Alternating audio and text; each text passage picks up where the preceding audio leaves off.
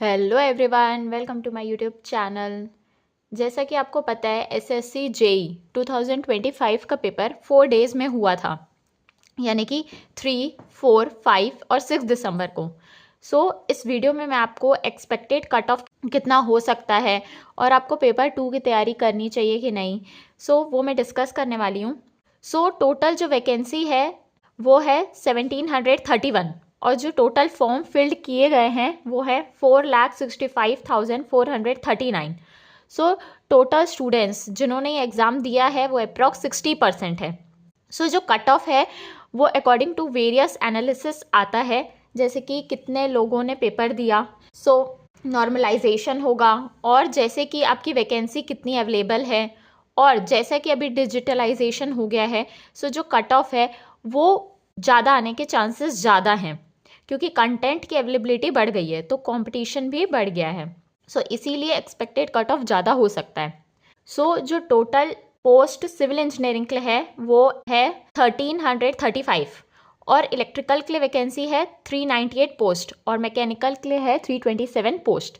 जो expected cut off आ सकता है अकॉर्डिंग टू प्रीवियस ईयर्स, जैसे देखा जाए कट ऑफ क्या रहा है, और इस साल का जो पेपर का लेवल था वो जनरली मॉडरेट था। उस अकॉर्डिंग हम देखें तो जनरल के लिए कट ऑफ जा सकता है 120 to 125 मार्क्स सिविल इंजीनियरिंग के लिए, और इलेक्ट्रिकल और मैकेनिकल के लिए ये हो सकता है 130 to 135। नाउ EWS की जब बात करते हैं तो इसका कट ऑफ हो सकता है 110 to 115 और इलेक्ट्रिकल और मैकेनिकल के लिए हो सकता है 122 to 127, और OBS के लिए सिविल इंजीनियरिंग में हो सकता है इससे 5 ज़्यादा, तो ये 115 to 120। वैसे इलेक्ट्रिकल और मैकेनिकल की बात करें तो ये कट ऑफ हो सकता है 128 to 133। नाउ SC कैटेगरी की बात करेंगे तो सिविल इंजीनियरिंग में ये अप्रॉक्सीमेट जा सकता है 105 to 110 और ST के लिए हो सकता है 100 to 105। नाउ इलेक्ट्रिकल और मैकेनिकल के लिए ये हो सकता है 115 to 122 और ST के लिए हो सकता है 105 to 110।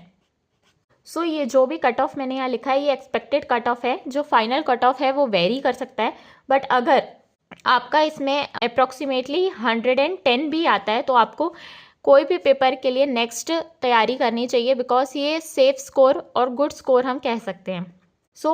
जो पेपर का लेवल था जनरली चारों डे में, मीन्स 3 दिसंबर, 4 दिसंबर, 5 दिसंबर और 6 दिसंबर के लिए, उसमें जो रीजनिंग आया था वो जनरली इजी था, और GK GS जो था वो मॉडरेट लेवल का था, और जो टेक्निकल था वो इजी टू मॉडरेट था।